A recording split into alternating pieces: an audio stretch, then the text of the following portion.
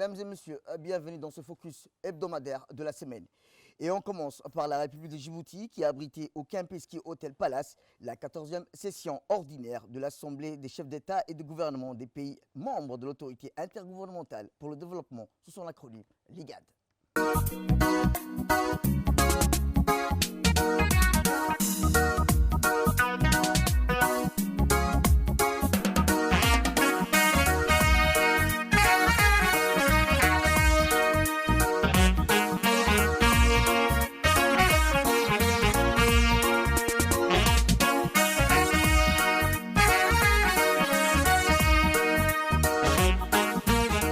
La République de Djibouti a abrité lundi au Kempinski Palace Hotel la 14e session ordinaire de l'Assemblée des chefs d'État et des gouvernements des pays membres de l'autorité intergouvernementale pour le développement. Le président de la République, Ismail Omar Guelleh, a présidé ce 14e sommet des chefs d'État et de gouvernement de l'IGAD. Les pays membres de l'IGAD sont Djibouti, l'Éthiopie, le Soudan du Sud, la Somalie, le Kenya, l'Ouganda étaient tous réunis à Djibouti pour discuter de plusieurs sujets à l'ordre du jour dans l'agenda des chefs d'État et de gouvernement des pays membres de l'IGAD, notamment la situation au Soudan, le prolongement de la détériorisation sur tous les plans, les conflits sanglants qui opposent les forces armées au Soudan et la force rapide depuis le 15 avril dernier a été au cœur des échanges entre les leaders de l'IGAD. Outre la situation au Soudan qui occupe une place primordiale pour de ce sommet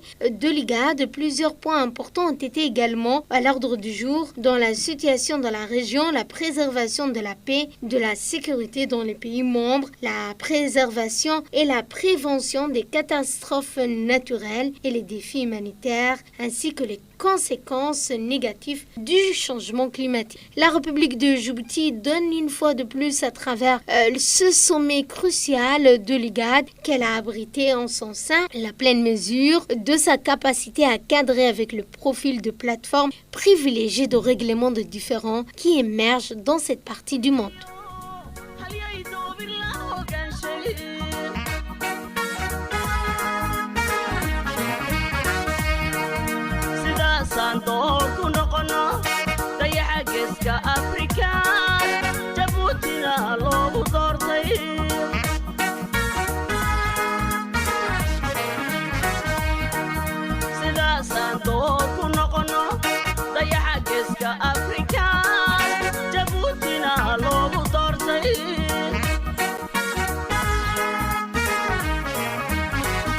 Eh bien, ce 14e sommet ordinaire de l'IGAD a débouché entre autres sur des décisions phares, à savoir l'élection du chef de l'État djiboutien, son Excellence Ismail Omar Guelleh, à la tête de la présidence tournante de l'organisation régionale. Le 14e sommet ordinaire de l'IGAD a débouché sur une décision phare sur l'élection du chef de l'État djiboutien Ismail Omar Guelleh à la tête de la présidence tournante de l'organisation régionale. Dans une déclaration faite à l'issue de son élection à la présidence de l'IGAD, le chef de l'État a réitéré son engagement sans faille à travailler avec tous les pays membres dans l'exercice de son mandat. Le président Guelleh mit également à profit cette déclaration pour décliner les grandes lignes de son action à la tête de l'organisation régionale. Autre décision importante adoptée à l'issue de ce 14e sommet de l'IGAD est la transformation en un quartet de sa troïka pour la médiation au Soudan. Désormais, l'Éthiopie est membre de ce quartet qui sera présidé par le Kenya. Autre actualité dans ce focus hebdomadaire de la semaine, c'est le président de la République, son Excellence Ismail Omar Guelleh, qui a reçu au Palais de la République son homologue kenyan, William Ruto, qui effectuait une visite officielle de 24 heures à Djibouti. Le détail dans ce commentaire.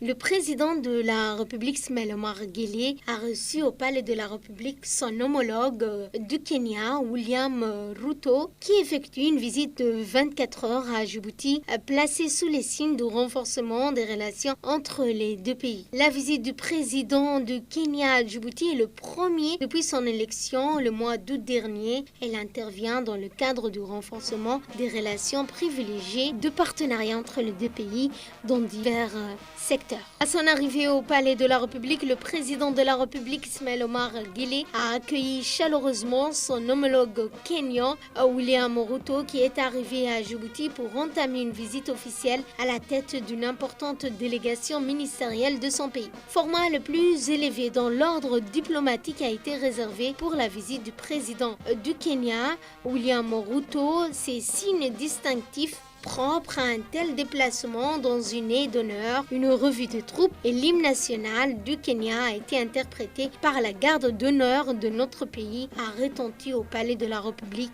Ensuite, le chef de l'État et son homologue kényan ont passé en revue troupes d'honneur. La République de Djibouti et le Kenya partagent les mêmes visions. Les deux pays accroissent de plus en plus l'œuvre de leur proximité à travers le rôle de fer de lance qu'ils incarnent dans la résolution des principales problématiques à l'ordre du jour dans les pays de la Corne de l'Afrique, dans la situation catastrophique au Soudan, la promotion de la paix, la sécurité régionale et lutter contre l'extrémisme et le terrorisme.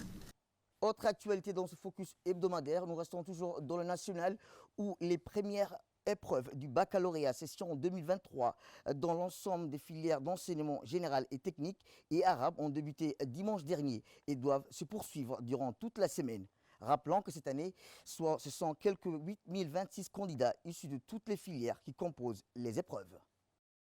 Les premières épreuves du baccalauréat session 2023 dans l'ensemble des filières d'enseignement général, technique et arabe ont débuté dimanche 11 juin 2023 et doivent se poursuivre toute la semaine. Cette année, ce sont quelques 8026 candidats issus de toutes les filières qui composent les épreuves. Parmi ces candidats, notons que plus de 6031 sont issus des filières d'enseignement général, alors que 1515 sont issus des filières d'enseignement technique et professionnel. Et lors 421 passent les épreuves du baccalauréat arabe, 59 candidats sont des enfants réfugiés qui composent les épreuves du baccalauréat dans la localité de Ali Adé. Les épreuves du bac se déroulent dans plus de 24 centres d'examen repartis sur l'ensemble du territoire national.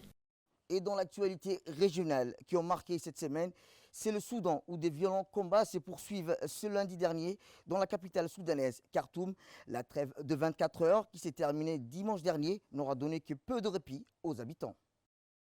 De violents combats se poursuivent ce lundi dans la capitale soudanaise, Khartoum. La trêve de 24 heures s'est terminée dimanche, n'aura donné que peu de répit aux habitants. Roquettes et obus font à nouveau trembler les murs des maisons et les habitants sont réveillés à coups de tirs d'artillerie. Seulement 20% des établissements de santé fonctionnent encore à Khartoum où la situation est chaque jour plus invivable.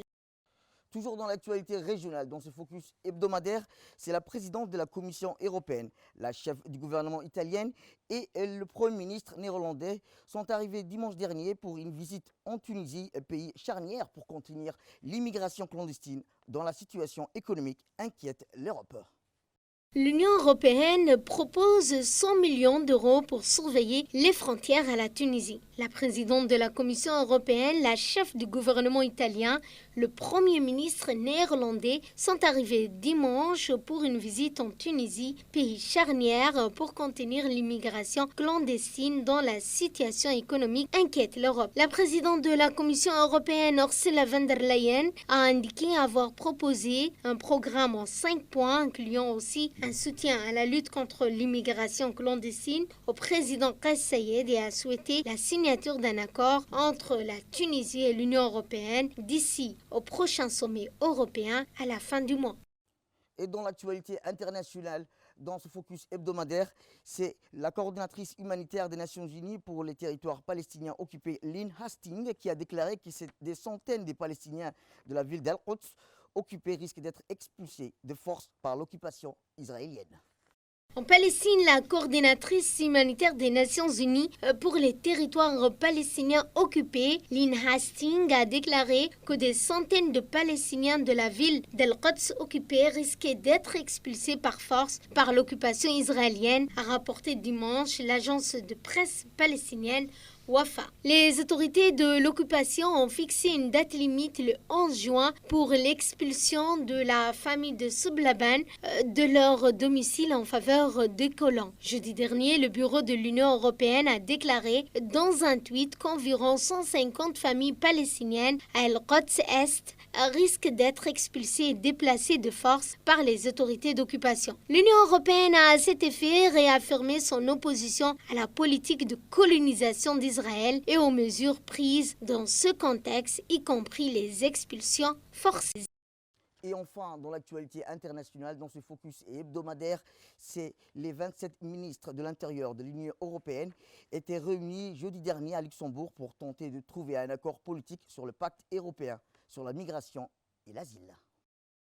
Les 27 ministres de l'Intérieur de l'Union européenne étaient réunis ce jeudi 8 juin à Luxembourg pour tenter de trouver un accord politique sur le pacte européen sur la migration et l'asile. De nouveaux règlements ont été adoptés pour mieux traiter les requêtes des demandeurs d'asile dans le cadre d'un mécanisme dit de solidarité. Les États membres dans lesquels les personnes arrivent devront toujours poursuivre le processus bureaucratique afin de déterminer si elles ont droit à la protection internationale en tant que réfugiés. L'Italie représente 80% des arrivées par rapport à l'Espagne et à la Grèce, qui sont les autres principaux points d'entrée par la mer Méditerranée. Le mécanisme de solidarité offrira également aux États membres deux options pour les aider, la relocalisation ou la compensation financière. Eh bien, c'est tout pour ce focus de la semaine. D'ici là, je vous souhaite un bon week-end et à la semaine prochaine.